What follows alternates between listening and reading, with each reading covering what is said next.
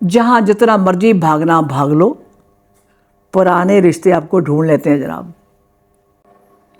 चाहे वो रिश्तेदार बन के आ जाए, चाहे तुम्हारे ब्लड रिलेशन में आ जाए, चाहे तुम्हारे ऑफिस में आ जाए, चाहे तुम्हारे घर में स्वीपर बन के आ जाए, तुम्हारे सबॉर्डिनेट्स, कुछ भी मत भूलिए, ये वही रिश्ते हैं जो कहीं हमने किसी जन्म में अधूरे छोड़े हुए हैं।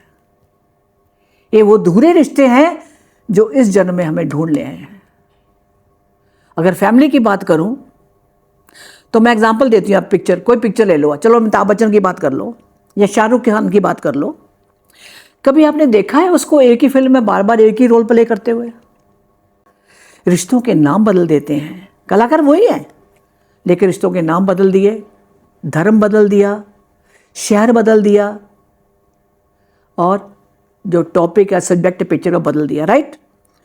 पर जनाब एक बात कहूँ मैं, वो पिक्चर की कहानी है और यहाँ मैं अपनी कहानी की बात कर रही हूँ। हम सबकी कहानियाँ हैं। मेरे साथ ही ऐसा क्यों हो रहा है? कहते हैं ना, ये पता नहीं कहाँ से तक कैसा हमारे घर में ये बंदा आ गया, ऐसा कोई था नहीं। कहते हैं ना, हम सभी कहते हैं।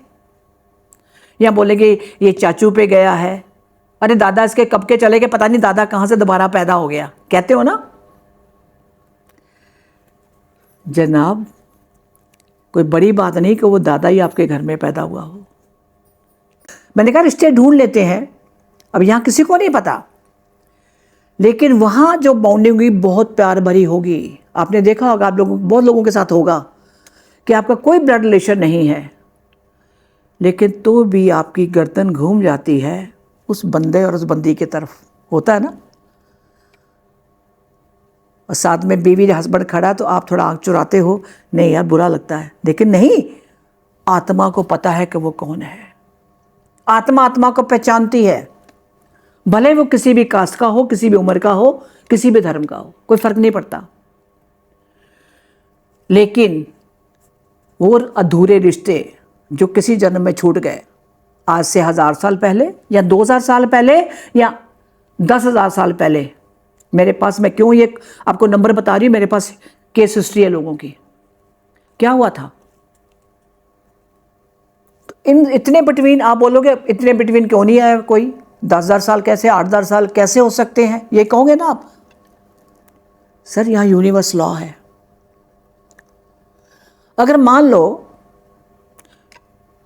शाहरुख खान को फिल्म में एक्टिंग कर रहा है वो, ठीक है, उसको दूसरा डायरेक्टर बोलता है भी ये फटाफट ये हमने एक और फिल्म का उसने साइन की हुई है, उसकी हमने शूटिंग शुरू करनी है।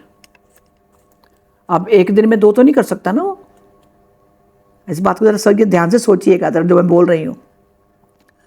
तो डायरेक्टर ने बोला क्या है यार, ऐसे कर, इसका जो पिछला सीन भी है ना वो फटाफट पहले ले आ, इसको यंग एज में मार दे, इसकी डेथ कर दे फिल्म के अंदर।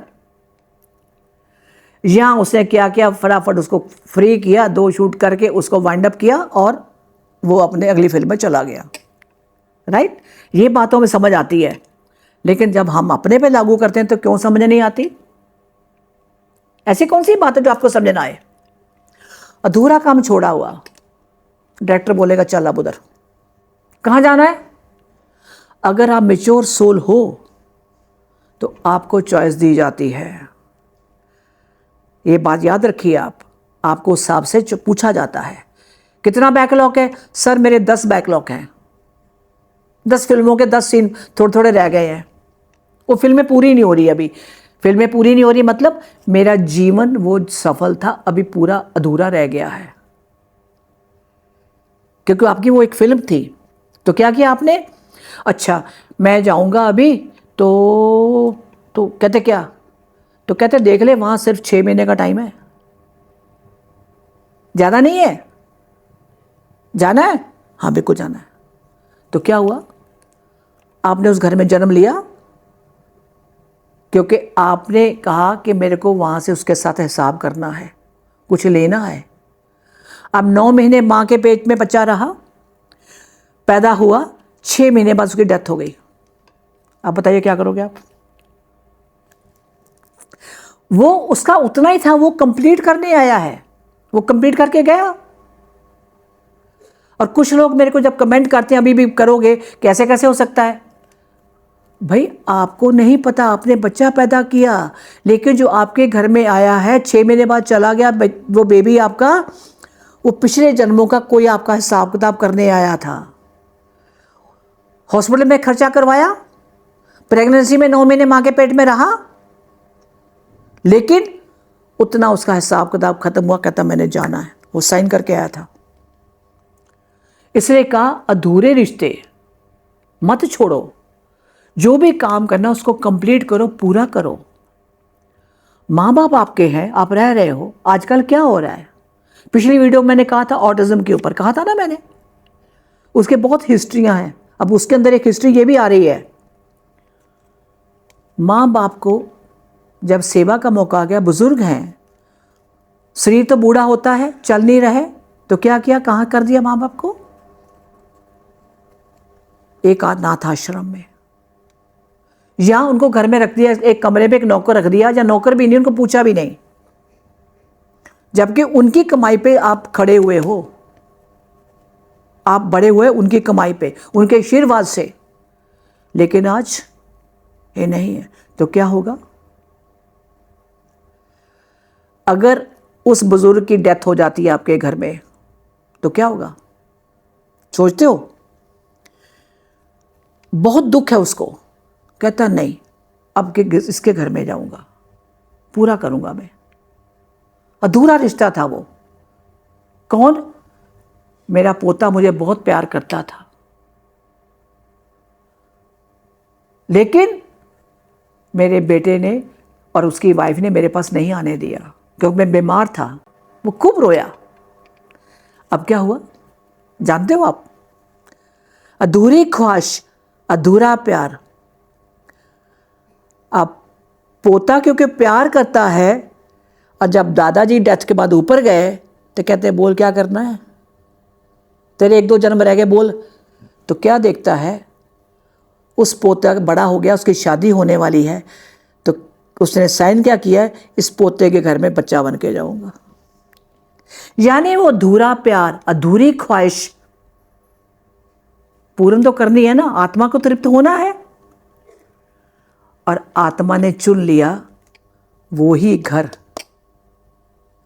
अब देखिए, पोते के घर में बच्चा बन के आए हैं, राइट, और वही उसका बेटा जो उसको लाइक नहीं करता था, अब उसका पोता है ना, तो गोदी में खिला रहा है, झूला रहा है, प्यार भी कर रहा है। ये ट्रू स्टोरी है। हम कहते हैं ना कई बार, देख सुना भी होगा, ये तो इसकी आदत बिल्कुल दादे जैसी है, ये तो बिल्कुल अपनी ताऊ जैसा है, लड़की हुई तो बिल्कुल अपनी दादी जैसी है, कहते हैं ना। आपको यही नहीं पता कि वही आत्मा आई है। तो यहाँ कहानी ये है कि दादाजी पोते के घर में बच्चा बन के आए, राइट, बेटा या बेटी उनकी चॉइस है।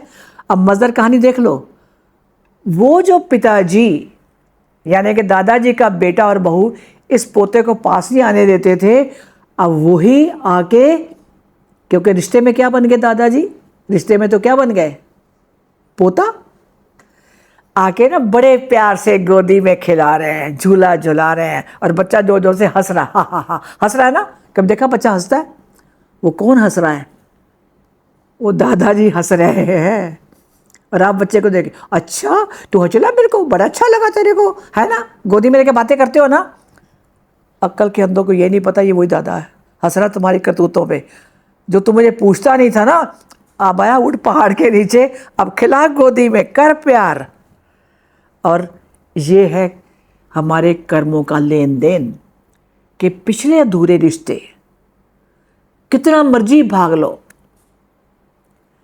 आज से 1000 साल 10,000 साल पहले, चाहे त्रेता युग ले लो या द्वापर ले लो, मैं आपको बड़ी क्लियर करूं, मेरे पास केसेस हैं। हमको हिसाब करना ही है, देना ही है।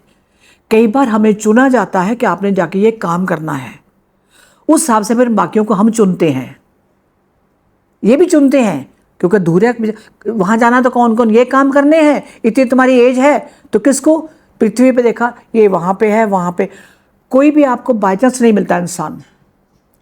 आप दिल्ली में रह रहे हो, गुड़गांव में रह रहे हो, कलकत्ता में रह रहे हो, हर जगह से आपको कोई ना कोई कनेक्शन मिल जाएगा, चाहे व्हाट्सएप पे या मोबाइल पे या आपके अचानक घर में को आ जाएगा।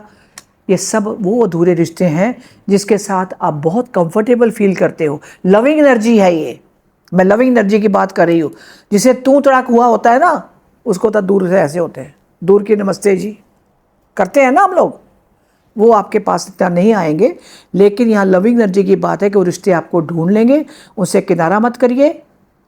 जहाँ आप कंफर्टेबल जोन में हो, सोचो आपका पिछला कार्मिक लिए लेना देना है। आज के बाद इतना ही।